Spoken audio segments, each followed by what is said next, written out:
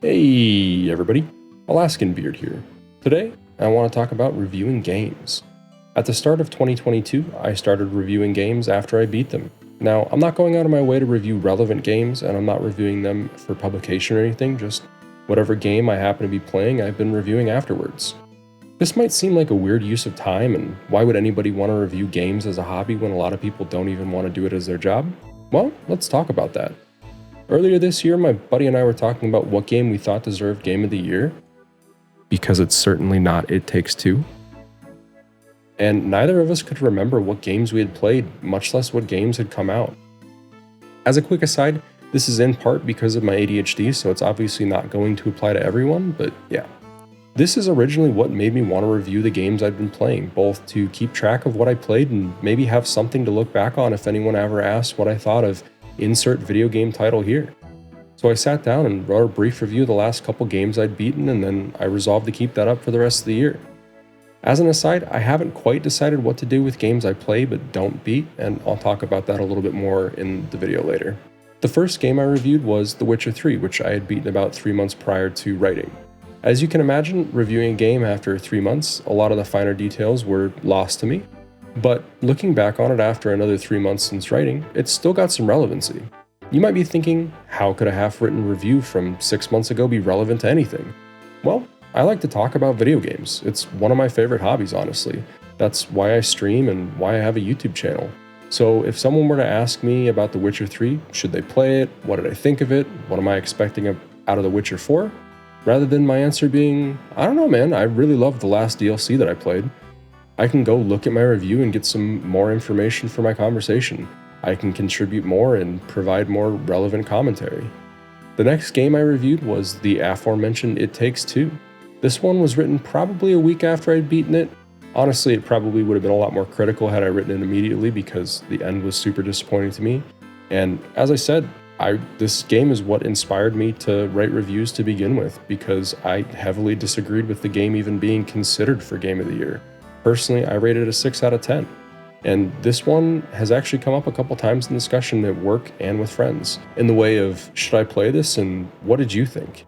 It was nice to be able to have clear and concise points about why I didn't like such a popular game, and I think it made the discussion, which was, really a debate about the game, a lot more fun and worthwhile. So let's talk about the process of reviewing games. I'll skip over the few I played that I didn't really get what looked like reviews out of, but the last few games I played, here's how those reviews went. The biggest part of the process for me is actually taking notes while I'm playing the game. I'm trying not to take notes on specific scenes, like in cutscenes or specific moments, unless they were noteworthy to the story or made me feel a specific way. But I'm trying to take notes on how do the mechanics feel, what's satisfying about the game, what's challenging, what's frustrating me. This part of the process is as far as I get with the games I don't beat, but I think it's still useful. If I ever wonder, hey, did I play X? Did I beat Y? Why didn't I ever finish Z? I'll be able to get an answer to, or at least an idea about all of those. And this is why reviewing games has made me like them more. I'm paying more attention to things like level design and specific mechanics and boss movesets, and it all just makes the games more fun to play. Rather than being a fun or not fun romp through a game, each level, each encounter, it means a little bit more, and it all adds up to, at least for me, a much better experience overall. I got a little bit sidetracked, but yeah, the rest of the review process happens after I beat the game. I try to write a formal review the same day I beat the game so things are still fresh in my mind. I'll look through the notes, write my intro, and then decide what I want to talk about. This is where my process differs a lot of it from most publications. I don't have a template I follow outside of my title, which is just what game is it, when did I beat it, and how long did it take. I write the review based on what I felt most strongly about in a game and what I want to remember about it. One review might be super story focused, and the next will be almost entirely about the visuals and the art style, and the next might just be a discussion about mechanics.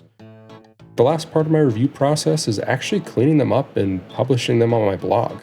I'm not expecting to get views on these or anything like that, but I'm doing it kind of as a writing exercise. A lot like writing a script about something, writing the reviews and publishing them has helped cement them as something I need to put effort into and something that I need to at least try and make quality. Now, would I recommend everyone start writing game reviews? No, of course not. I actually recommend against it. But the point I wanted to get across with this video is that mindfulness as you're playing games can greatly improve the experience.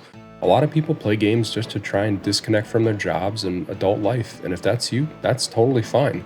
You might not benefit from analyzing level design and how a specific interaction made you feel. But if you view gaming more of a hobby like I do, and something you like to immerse yourself in, then next time you sit down to play a game, try and think about why you like or dislike a specific boss fight, or why the cutscene had you emotional, or why you're checking Reddit whenever a certain character comes on screen. It might make games more fun for you. And yeah, that's it. Just a short talking head video about something I've had on my mind. So if you enjoyed the video, drop a like and maybe consider subscribing. I've been Alaskan Beard, and I'll see you next time.